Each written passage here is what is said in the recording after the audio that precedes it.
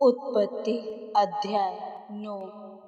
फिर परमेश्वर ने नूह और उसके पुत्रों को आशीष दी और उनसे कहा, फूलो फलो और बढ़ो और पृथ्वी में भर जाओ।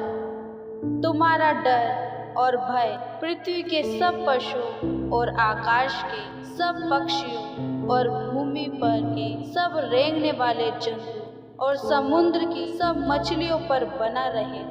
ये सब तुम्हारे वश में कर दिए जाते हैं। सब चलने वाले जंतु तुम्हारा आहार होंगे। जैसा तुमको हरे हरे छोटे पेड़ दिए थे, वैसा ही अब सब कुछ देता हूँ। पर मांस को प्राण समेत अर्थात लहू समेत तुम न खाना, और निश्चय ही मैं तुम्हारे लहू अर्थात प्राण का बदला लूंगा। सब पशु और मनुष्य दोनों से मैं उसे लूंगा। मनुष्य के प्राण का बदला मैं एक एक के भाई बंधु से लूंगा। जो कोई मनुष्य का लहू बहाएगा, उसका लहू मनुष्य ही से बहाया जाएगा, क्योंकि परमेश्वर ने मनुष्य को अपने ही स्वरूप के अनुसार बनाया है। और तुम फूलो फलो और बढ़ो और पृथ्वी पर बहुतायत से संतान उत्पन्न करके उसमें भर जाओ।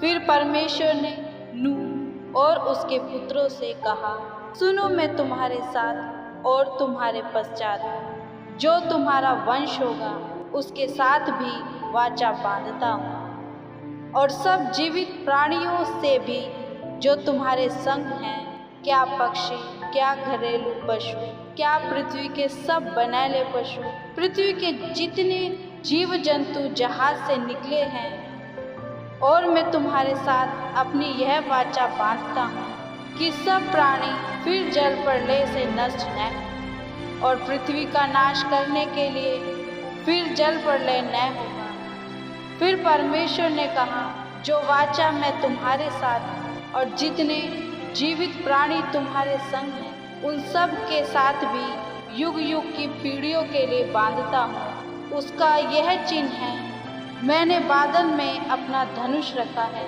वह मेरे और पृथ्वी के बीच में वाचा का चिन्ह होगा। और जब मैं पृथ्वी पर बादल फैलाऊं, तब बादल में धनुष दिखाई देगा। तब मेरी जो वाचा तुम्हारे और सब जीवित शरीरधारी प्राणियों के साथ बंधी है, उसको मैं स्मरण करूँगा। तब ऐसा जल प्रलय फिर न होगा जिससे सब प्राणियों का विनाश हो। बादल में जो धनुष होगा, मैं उसे देख के यह सदा की वाचा स्मरण करूँगा, जो परमेश्वर के और पृथ्वी पर के सब जीवित शरीरधारी प्राणियों के बीच बंधी है। फिर परमेश्वर ने नूह से कहा, जो वाचा मैंने पृथ्वी भर के सब प्राणियों के साथ बांधी है, उसका चिन्ह यही है। नूह के पुत्र जो जहाज में से निकले, वे शेम, हाम और येपेत थे, और हाम कनान का पिता हुआ।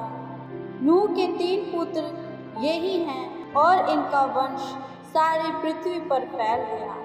नूह किसानी करने लगा, उसने दाख की बारी लगाई, और वह दाख मधु पीकर मतवाला हुआ और अपने तंबू के भीतर नंगा हो गया।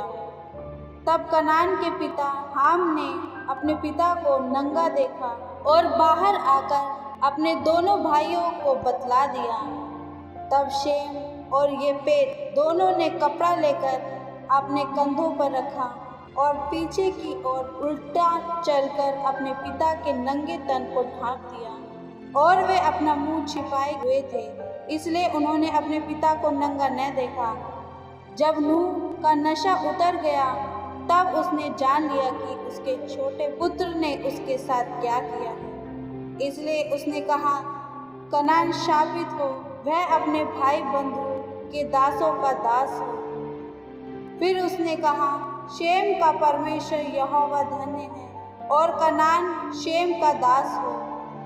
परमेश्वर येपेत के वंश को फैलाए, और वह शेम के तंबू में बसे, और कनान उसका दास हो। जल प्रलय के पश्चात नूह 350 वर्ष जीवित रहा। इस प्रकार नूह की कुल आयु 950 वर्ष की हुई। तत्पश्चात वह मर गया।